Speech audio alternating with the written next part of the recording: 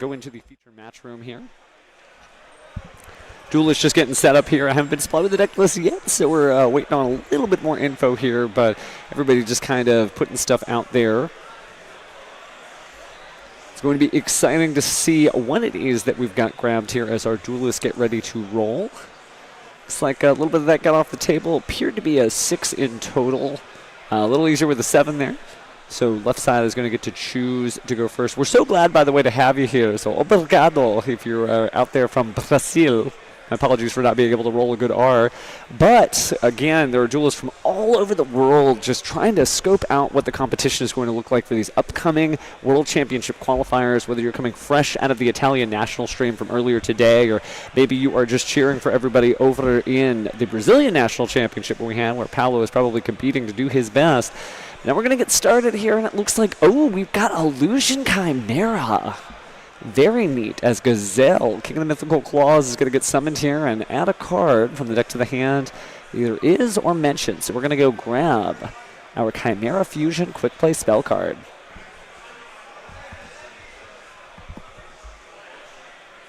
Now, discarding there for the Illusion Apprentice. One good Illusion Apprentice deserves another, so being able to add any of the Illusion monsters from the deck to the hand. It's going to be a card that, as time goes on, it's just going to continue to be really important for your daily dueling life. It's like Illusion Apprentice Magician from the Dark Magician family, only better. You know, when you think about it, is just getting any illusion monster not limited to that specific deck type. So we did see how it got the Cornfield Quaddle. It's going to go ahead and discard itself to have that active negate in the graveyard as long as you control the Chimera, the Flying Mythical Beast, a name that really gets around here. And then we're going to use that to add the Mirror Sword Knight. Now up next, now it's finally time to Chimera Fuse. Combining a beast monster and an illusion here. Was that Big Wing Baphomet cannot sell? It looks like we're going to go ahead and grab. There's quote-unquote Chimera, the Flying King of Mythical Beasts. No, your eyes don't deceive you. This is an Ayami Yugi cosplay deck. It is one of the greatest new creations starting on a Duelist Nexus, and appears to be a quarter-century secret rare there as well. So somebody really showing, hey, this is the deck that I love and choose to play. So that means that we're going to lose a card from the hand there with the activated ability of that Chimera. And then we're going to be able to get a little bit more resource here. So it looks like we are going to go ahead and add the Diabells. Diabells, I feel like it's just an incredible card that just hasn't necessarily seen as much play as you would think. Because, again, being able to get rid of the set cards is pretty powerful there. So, again, if you are just joining us, then you probably want to make sure that you know who it is that we're playing against here. So it's going to be a Pedro Alvaro, who is representing the left side with that Diabells they just added. Going to go ahead and fuse again here with Mirror Sword Knight and their Chimera. They're playing against, it's going to be quite the surprise when Frank flips over the cards from his strategy. It is Runick, and it's a Runick with a very small monster profile. We'd be lucky to see a monster here at all. So it looks like we are going to go ahead and see Baphomet, the Mythical King of Phantom Beasts, on the field. Kind of a cool OTK strategy in of itself. We've also got 2 level 6s on the field, so I would not be surprised if maybe we see Evils Are Lars, who's been gaining popularity just because it's a crazy rank 6 Xyz monster, but also the original crazy rank 6 Xyz monster, Beatrice, Lady of the Eternal, who works great in this deck for grabbing the graveyard and filling it with loads of illusions. And there we go. Looks like, no, they can't necessarily hear me over there. They're in a sealed room, but definitely I'm a psychic type monster because, again, we are seeing Evils Are Lars. Sort of a new part. If you remember, you know, Dino Rabbit was called that because you used Rescue Rabbit to get out dinosaurs to bring out the cool evil monsters. Well, Evils Are Lars is just another in that long line of monsters against the dragon, actually, but when it has material, your opponent just can't target with monster effects. That's huge. And when your opponent activates a card or effect attached to materials, or just one, if all the materials are reptile, and then target a face-up card your opponent controls and negate its effects, which means you can use it even in response to the activation of maybe a normal spell, negate that effect, will resolve with that effect, and it's pretty much just as good as negating the activation. So with Big Wing Baphomet in defense mode and the other Baphomet, King of the Illusions, in attack mode, pretty decent and resilient board. But probably the most important part is we're going to use that Chimera's ability here to go ahead and get rid of. Wow, okay, it looks like that was Synchro Zone, so the cat might be out of the bag.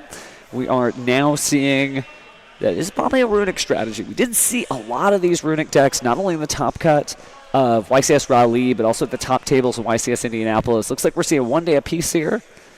So pledged apiece. We're both going to draw a card, and then no one is going to take damage. Pedro, take just a moment to think. Okay, do I want to do that now? We're just going to go ahead and draw. I don't need to win right away. I could just go ahead and get away here. Lots of spells there. Again, I don't think we're going to see a single monster unless it comes out of the extra deck. And speaking of coming out of the extra deck, activating a Runick card. Likely to use that to get Munin or Hugin of the Runick Wings, depending on what you're missing, but probably Munin.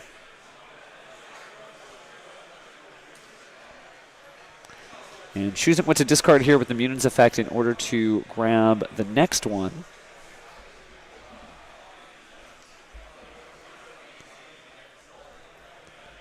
Field spell feels pretty good. We are going to go ahead, and because there were two monster special summon from the extra deck, turn that into the Super Star Slayer Sky Crisis Typhon. Oh, but now it's time for a Chimera Fusion. So while Hugin was able to turn into that Typhon, it's not really the end of the turn here. Again, you know that monsters that are 3,000 attack or higher are not going to be able to be doing anything specific because Typhon is on the field, kind of the perfect anti-Zeus. Does look like we're going to go ahead and special summon another copy of that Baphomet. Using the effects then of the Big Wing Baphomet in the graveyard.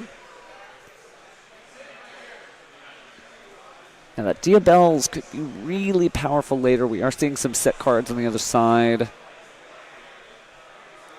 It looks like we're just going to pass that for now. It's not time to go ahead and use any of the banish-based quick effects.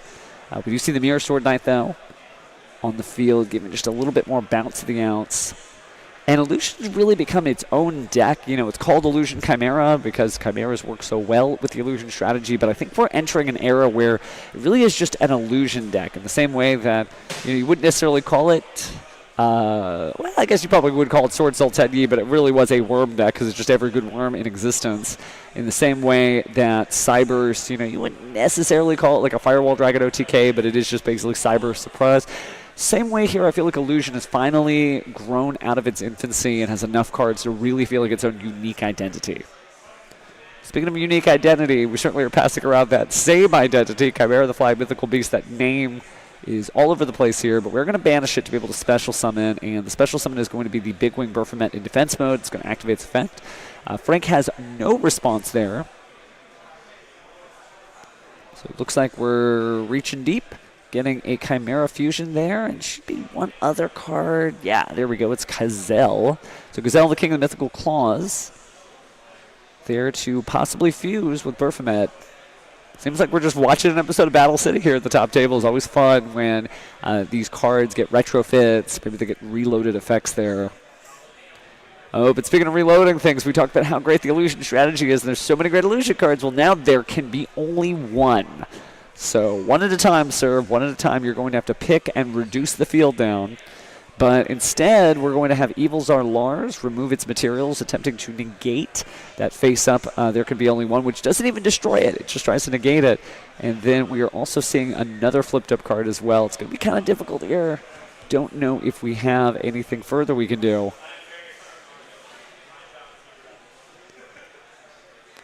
So it looks like going to go ahead and start revealing here. Runick cards are good like that, so we are going to banish a certain copy of Instant Fusion, our Edge Imp Chain, and our Cornfield Quaddle. So our Runick spell cards doing what they do, right? Able to negate the negate, which means there can be only one.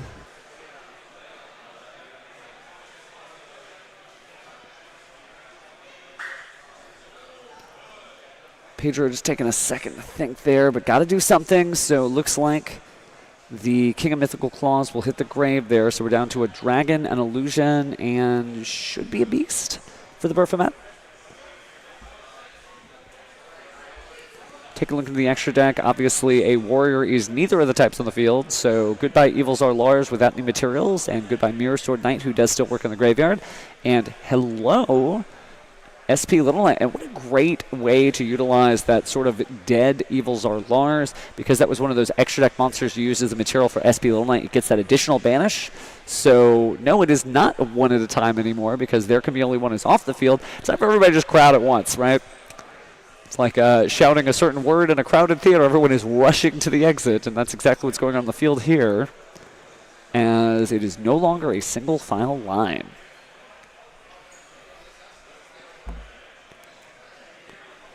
So again, Chimera, great deck, certainly lots of different options there, and starting to reach that point where everyone plays it just a little bit differently. It's super strong because of Illusion's resilience, right? And they've got such great in-archetype cards to be able to deal with everything. And especially, the Chimera, the Illusion Beast has been good, and the Baphomet has been very kind. So it really shows you that this deck has grown up quite a bit.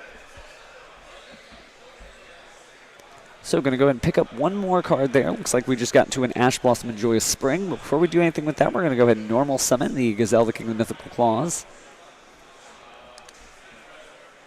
Trying to just get as set up as he can here.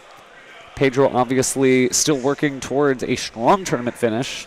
Even if you already have your invite, even if you already have the great new playmat that comes with our new season of Regional Championship featuring Saphira there, you still can use this as practice, because I'll tell you, there is nothing better than a duel against fellow competitors that really know what they're doing, right? Because that's how you start to have your own inner duelist come alive, by letting your fellow duels be your sharpening stones.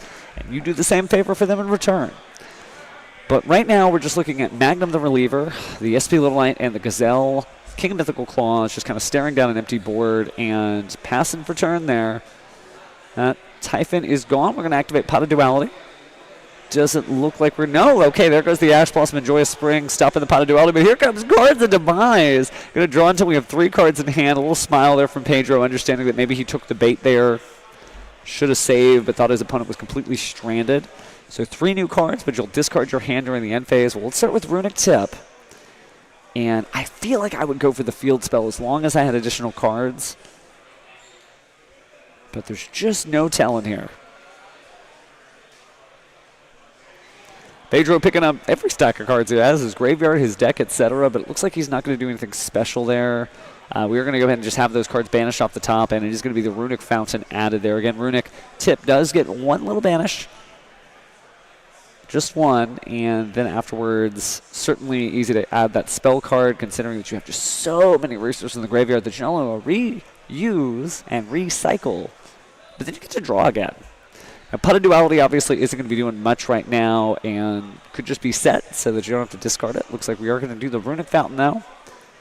And so here comes Magnum the Reliever attempting to use its effects. So we got targeting the polymerization in the graveyard, place it in the bottom of the deck, and then drawing a card. Oh, it looks like that may be all she wrote. Quickly realizing that you can also banish a polymerization as a quick effect and then target a card on the field and destroy it. So by destroying the field spell, not a whole lot that Frank was able to do there. So with only about 12, 13 minutes used up so far. Remember, our clock is counting up to 45 minutes, but we still have about, let's say, about 32 minutes left on the clock here.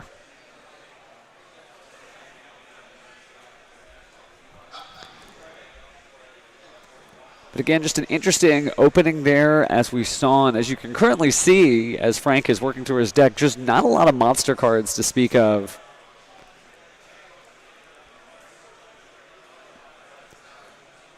Don't really need them when you think about it. I mean, all your monster cards being in the extra deck is certainly a safe place to keep them. Half the reason why Yatagarasu was such a dreaded card is not because of its effect, but also because you could never find it. Right? It was always back in the hand, so sometimes slim monsters that sort of hide from your opponent, not a bad fit. Now, on Pedro's side, you can see him sort of pensively think about, well, do I take out my Ash Blossoms? Maybe I take out this. Do I really need the Super Polymerization? A lot of room for the side deck stuff.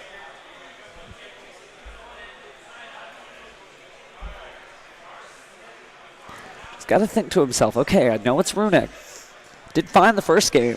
I may not get that lucky again. So we see things like Triple Tactics Talent come out thinking to himself, okay, they're probably not going to use a monster effect against me. That gives me a space for side decking. And side decking really is the art of identifying what parts of your deck just don't work against your opponent and what you're going to do to replace them. However, also considering, okay, well, I don't want to disrupt it.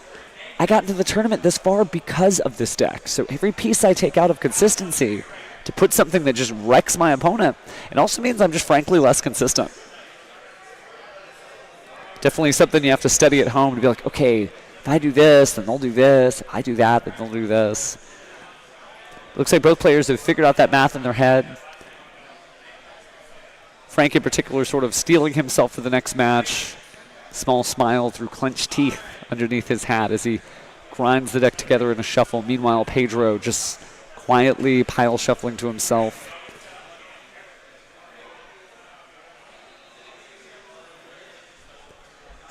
A few short weeks, everybody's going to be piling on in Austin. So this is your proving ground. It's how you show everyone that you are what you say you are. Passionate duelist.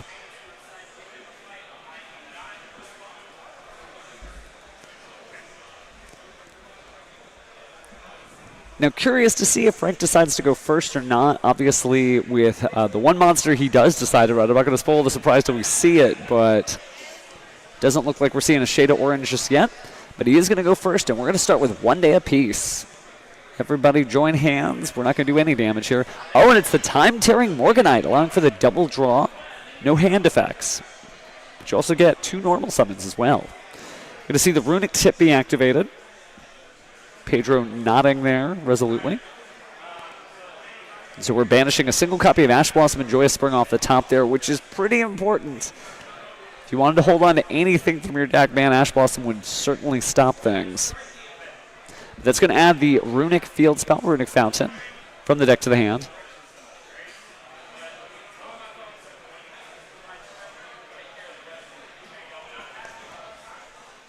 Taking a look here through the extra deck, it's time for fusion stuff. So we do see Munin large and in charge once more.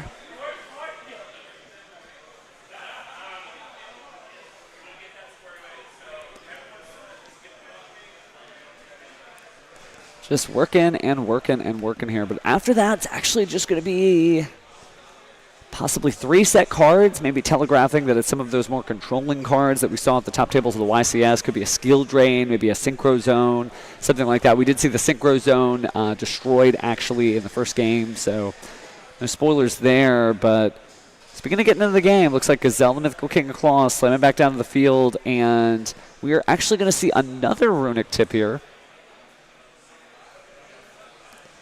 So taking a look at the entirety of the deck there and grabbing out another Runick spell. And then it looks like we'll banish something from the top. And looks like goodbye Ghost Ogre. And now it is time for Pedro nodding to himself. Okay, I could have lost a lot worse. Only lost an Ash Blossom and a Ghost Ogre. I mean, Snow Rabbit's a great card and actually could be very helpful here.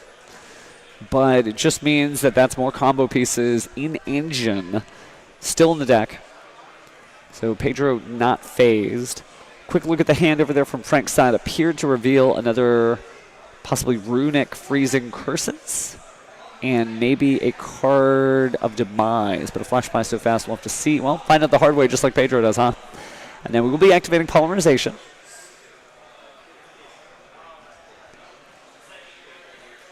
So it's time to fuse.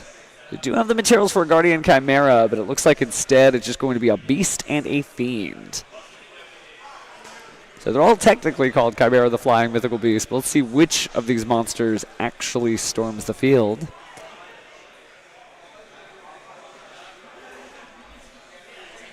Looks like everything is good. Players just wanted to go ahead and confirm.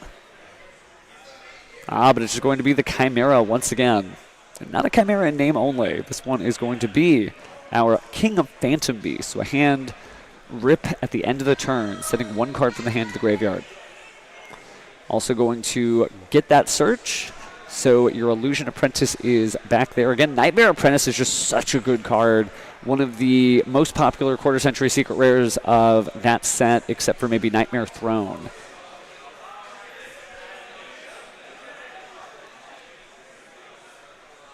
Certainly the popularity of a card doesn't mean that it's good, but it certainly flags down that you might want to take a look at it. And speaking of which, we are going to see that Nightmare Apprentice right now, discarding a card and maybe searching out an illusion. Although it looks like we might be dropping something down. This is a special summon monster. So yeah, looks like we're going to freeze that one out. And no search for you.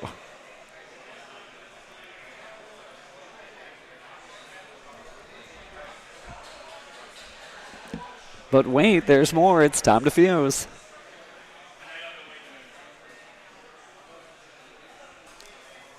Oh, activating another Chimera Fusion just to try to dodge that. And there's a Solemn Judgment.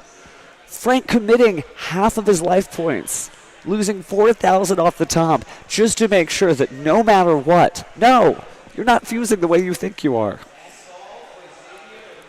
So we are getting rid of our special summon monsters, and then we're about to banish some cards off the top of the deck here because those did resolve. So goodbye Mirror Sword Knight and Infinite Impermanence.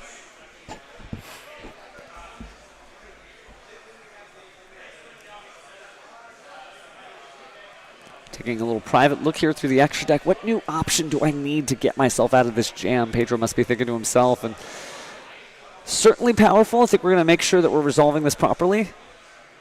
Just to make sure. Okay, so again, that would send that to the graveyard. Because if you can resolve that Chimera Fusion, you do have to try to resolve that Chimera Fusion. So if there is a combination of beasts and or illusions and or fiends, you would have to do it, but it looks like by the end of that, we are just stuck with two illusions, being Mirror Sword Knight in the hand and the Nightmare Apprentice on the field. So we are going to start banishing cards. Looks like we'll say goodbye to another Gazelle and a few others, and taking just a brief opportunity to put those cards on the bottom with a Runick Fountain to draw 3 new cards. All of a sudden, Frank's in a much more commanding position as Pedro effectively is just losing out resource by resource by resource. Are going to go ahead and add that Chimera Fusion back to the hand.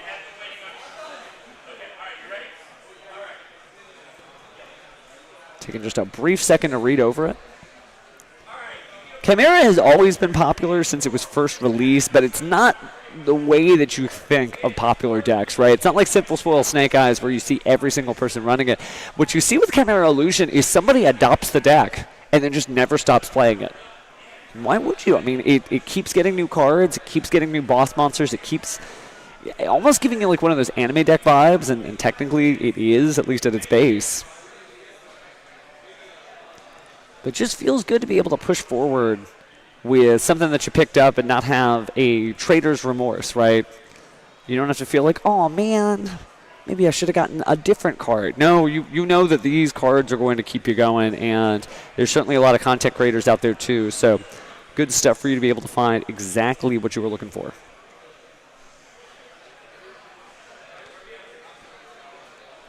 Now we're kind of back into the neutral game here, just setting a few cards to the field.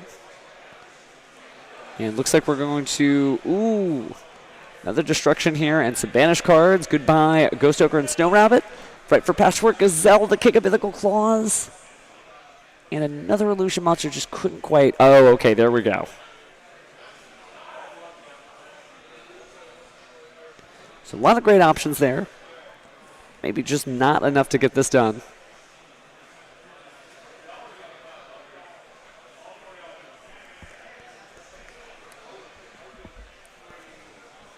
Pedro certainly has a certain vibe to him, that feeling of, okay, I'm trying, I'm putting the monsters on the board. I don't know what else to do at this point. And so turn play moving back over to Frank's side. Setting a monster in defense. Not a lot of monsters in that deck. Wonder what it could be. But activating the Runick Slumber. Going to go ahead and banish 3 cards off the top here. Checking out monster. Looks like we'll chain the Chimera, the King of Phantom Beasts, in order to special summon the end of Anubis from the graveyard. Now, your opponent just cannot activate the effects of cards in the graveyard, and their effects are negated. Sort of like the Graveyard Jinzo.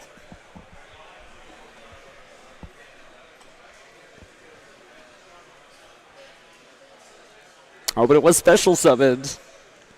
So it looks like we're going to go ahead and negate its effects. And goodbye. Another 3 cards here. Fight for Patchwork Infant Permanence and Ash Blossom and Joyous Spring. That'll mean that we're going to be able to stack these 3 Runick cards back and go ahead and get drawn here. Now, already starting to feel really good here. Could use that Runick tip in order to search out just something helpful. And then again, banish 1 more card. Pedro already ready for the routine. Going to go ahead and banish it. Didn't quite get to see that, but it looks like it might have been a card that could be activated from the hand. It seems to have low attack and high defense. But that appears to be Runick Golden Droplet. We're really going for the kill here as we just rifle through all the resources.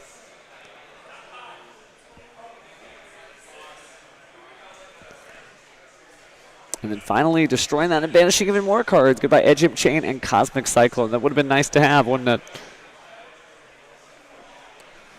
So Flashing Fire getting its work done, and looks like we're also flipping over a card of Demise to draw until we have 3 cards in the hand total. Go ahead and activate that Dimensional Fissure, and then just drop the Terraforming and pass turn. This is going to be pretty difficult to get through on Pedro's side. Not to say that an illusion deck can't play through Dimension Shifter, but this is a permanent Dimension Shifter. Frank fanning out the graveyard. No monsters there to see. So whatever that face down is, could be something exciting. Not really a lot of options here, so summoning the Mirror Sword Knight.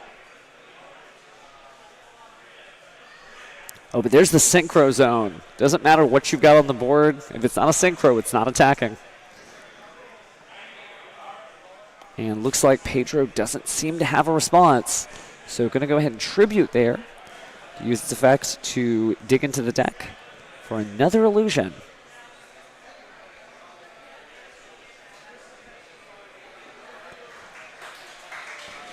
Looks like we've got Big Wing Baphomet on the board, but it may not be enough. No access to the graveyard, limited card effects. We are going to go ahead and make sure that the banishment is respected there, so we'll put the Mirror Sword Knight back there at the top left support of the screen.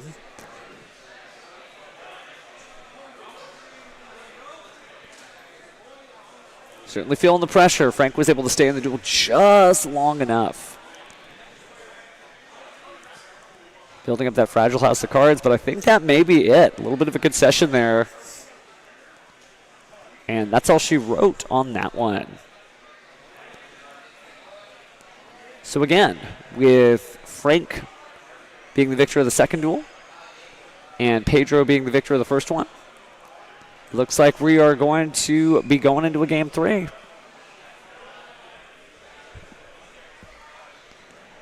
Now, both of these decks are really designed to just hang out and exhaust the opponent. But what happens when you literally have 2 strategies that are almost exactly alike? Not exactly alike in terms of a mirror match, but they're trying to do effectively the same thing. You're not going to get to play, I'm going to hang out. I'm not going to get to play, you're going to hang out. Well, we see eventually someone's house of cards collapses. Once that happens, the flood just flows on through. So Frank able to stick it out, and now both players are accessing the side deck, trying to figure out what's going to work. I think I might have seen a Ghost Sister and Spooky Dogwood. Certainly the extra life points can keep Runick in the game, but right now we've still got 18 minutes left on the timer, so I don't think the life points are going to matter that much. But only time will tell. Pedro already happy with his decisions, beginning the great pile shuffle here. And the matches are just going to get more stressful from here because, again, we're on round 6 now of 9. Still got 7, 8, and 9.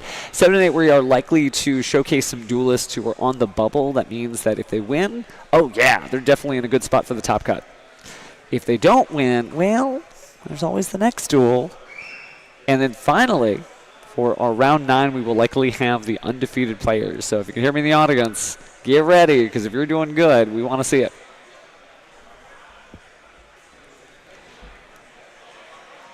And certainly no wrong way to play this game with 13,000 cards and counting. Only being able to run approximately 40 to 60, not counting the extra of the side deck. You got to kind of think, okay, what am I going to do here? And we're about to find out exactly now as Pedro does take going first. Starts with a Mirror Sword Knight and immediately uses his effect to tribute and go ahead and grab another illusion card. So, from the Illusion Chimera family, it looks like we're going to take Gazelle, the King of Mythical Claws, and use it to get us a Chimera Fusion. Going to shuffle the deck just in case. You never know when a Droll and Lockbird or Ash Blossom and Joyous Spring is going to spoil your day, so might as well get that out of the way. But we are going to go ahead and fuse here. So a Fiend and a Beast-type monster.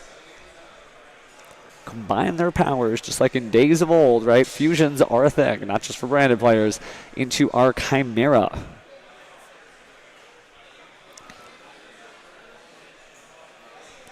It does mean we get to see one card dropped from Frank's hand. So if you're just like, man, if I see one more Runick Duels, well, hey.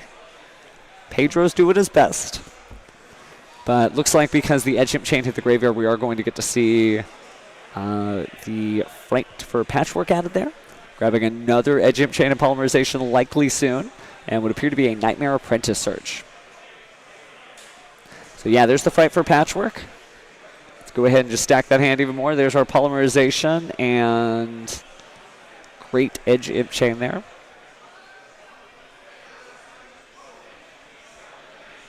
Again, certainly feels good when your deck does what it's supposed to, performs well. They say luck's a part of skill, but there is still a hand on the wheel there. Pedro's trying to make sure that he doesn't make any mistakes as he sizes up his opponent for this decisive Game 3. Only about 14.5 minutes left on the clock. Nightmare Apprentice is going to hit the board there by discarding. And we are going back in. Just passing through a few familiar faces. It looks like Diabell's is going to get back into the hand. Haven't gotten to see it yet, but I would imagine if you are a successful Chimera duelist, you've probably been having a good time taking advantage of your opponent's sinful spoils in the graveyard. But it looks like instead we'll go for the Cornfield Quaddle, discarding it and using its effect to go even further into the Chimera strategy. Frank taking a moment to be like, does Nightmare Apprentice, does it really do all this? Yeah, it really does. Two basic effects that really just mount up and put this deck really into the stratosphere compared to where it was before Legacy of Destruction.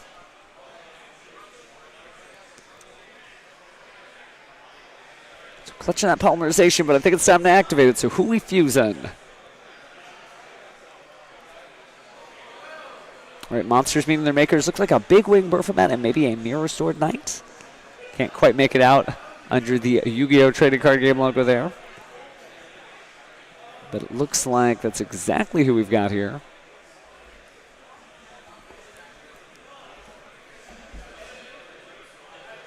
And so many cool different fusion monsters. Always fun to be able to see this strategy just do what it's supposed to do, right? Seems like Baphomet is back on board. Our mythical king of Phantom Beasts. Supported there by another Mirror Sword Knight, so do have that quick effect to be able to grab more. Going to go ahead and banish. And that's what's so cool about this deck, because you can special summon from the graveyard, you can special summon from the banishment. Sometimes you even want to just use Cross-Side Designator to be like, no, I'm going to banish my own card so I can bring it back. Check this out.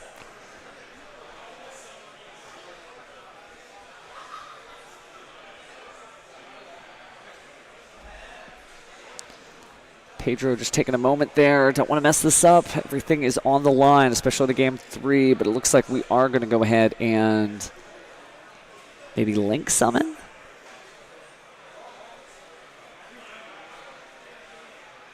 And here's Cross Sheep. So Cross Sheep, obviously a great card, right? Gaining different effects based on what type of monster is special summoned to the area that it points to. Fusion never feels bad, especially when you're pretty much only a fusion deck. We are going to see Bestial Druid's Worm hit the board for the first time, banishing that copy of the Edge Imp Chain from the graveyard to special summon itself. And it's just a ordinary monster there.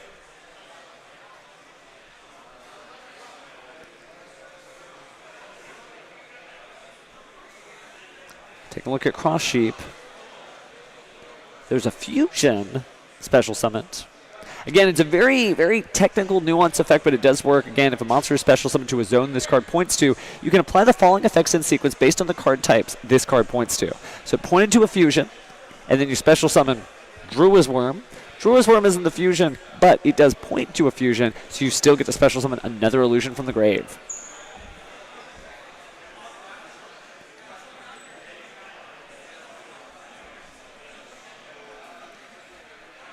Taking just a brief moment there to size things up again. It's neat to see the Evils are Lars. We were talking about it earlier, but again, Evils have been here. Evil, not evil, Evil has been here for quite a while, so it's cool to actually see that deck just, coming back in little jumps, little bites here and there. Again, if you're unfamiliar with the card, it does allow you to detach two materials, pick a face-up card on your opponent's side, and then stop it. Just the effect for the turn, but that could be enough.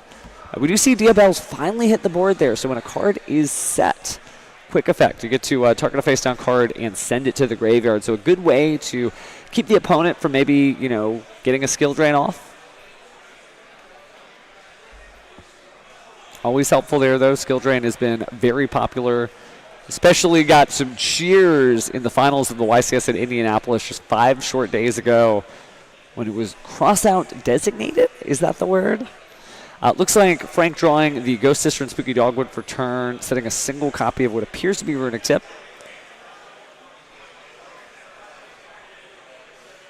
Oh, no, actually, now that is a blast from the past. Is that Card Trader? No, it's Card Scanner.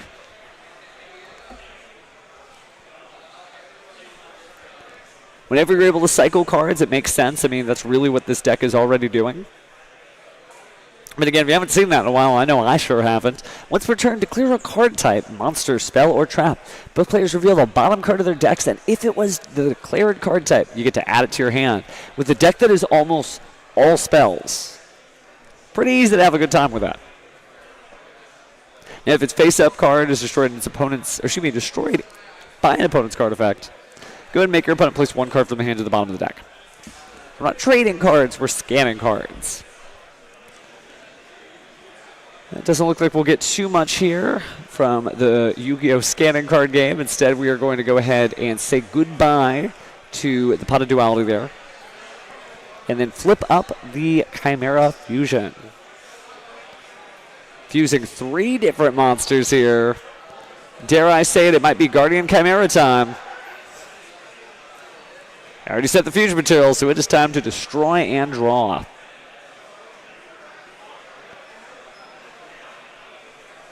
Getting rid of the 2 face downs. Just do not want to be cornered by these possible continuous trap cards. Looks like they weren't both continuous trap cards. It was there can be only one and a Runick Freezing Curses. Allowing for a single draw there. Holding on to not much, but we're going to card scan. Just set one more card on the board. That Evils are Lars ready to jump into the duel at a moment's notice. But first we're going to banish our Baphomet in order to special summon a banished card. That banished card is going to be the Edge Imp Chain.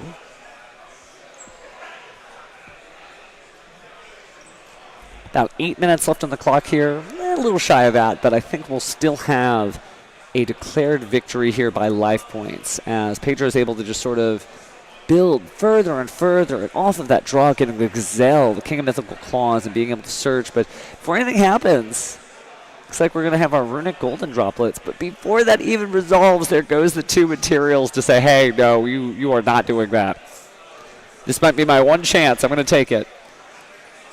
So adding that copy of the Chimera Fusion from the deck to the hand, likely getting ready to fuse and having so much access to resources because, again, Jim Chang hits the graveyard. We might even have another Fright for Patchwork, but that's not going to matter too much. We're going to go ahead and use the Fright for Patchwork we searched last now.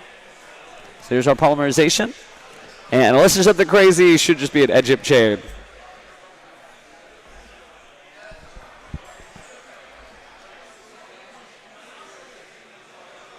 So again, if you're just joining us, on the left side, you'll see the beautiful Illusion Chimera deck featuring sort of fan favorite cards from throughout Yu-Gi-Oh's history retrained.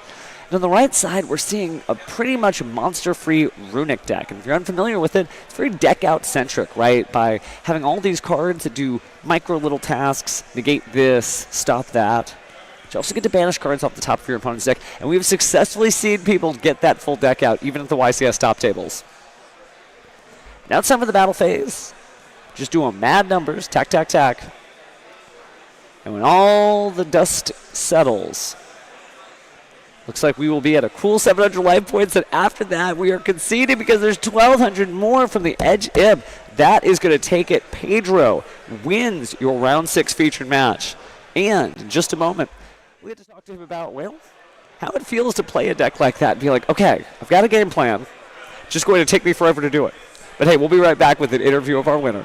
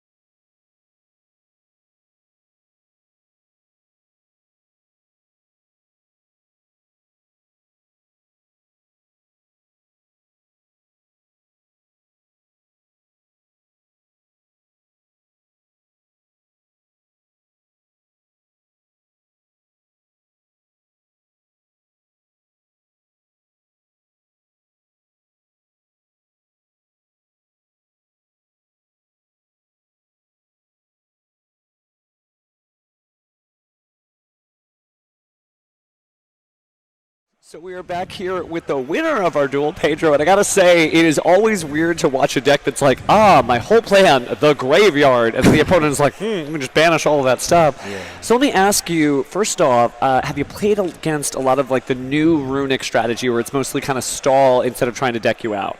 Honestly, this was the first time playing Runick Stun, like at an event. Not even my local sees like Runick Stun like that. But I think my deck had a good matchup versus it. That Belzy is just really strong against that deck. So. Now, I saw that and I was really excited because I've noticed we haven't really seen it that much in the tournament. I know a lot of people were scared of the monster. You'd think, okay, cool, they've got the Sinful Spoils, I got the monster and you're good. Yeah. Has that helped you? Have you run into any Sinful Spoil players and just dropped it down on them? At the moment, I haven't played any Snake Eyes. Wow, okay, yeah, what a tournament run. Everybody's just like, so much Snake Eye, but Pedro, you just lucked out. Yeah. I got to ask, I've been asking everybody today, okay. We do have the North American World Championship qualifier coming up in just about 5 weeks. Are we playing for our invite today, or are we already topped? No, I have an invite from November of last year. Okay, so we're just trying to make sure that the deck still does what it does. Yeah, okay. I'm trying to get some practice in with it. So the Infinite Forbidden is going to be legal on that first day. Is there any like new support that you're like, okay, let me get all this so I could be ready for the tournament? Well, I'm pretty sure like everyone else, I'm looking for the Fiendsmith's cards. Fiendsmith is really strong, and it could help the Chimera build, but I'm thinking I'm going a different direction with it. Okay. Well, obviously you got a lot of options. You're the lucky one, right, where you can cross out designate yourself. Just be like, I'm just going to banish that. But you still got 3 more rounds of Yu-Gi-Oh!, so definitely good luck to you, fam. But we've also still got 3 rounds, so we're going to be back with our next couple rounds right after this.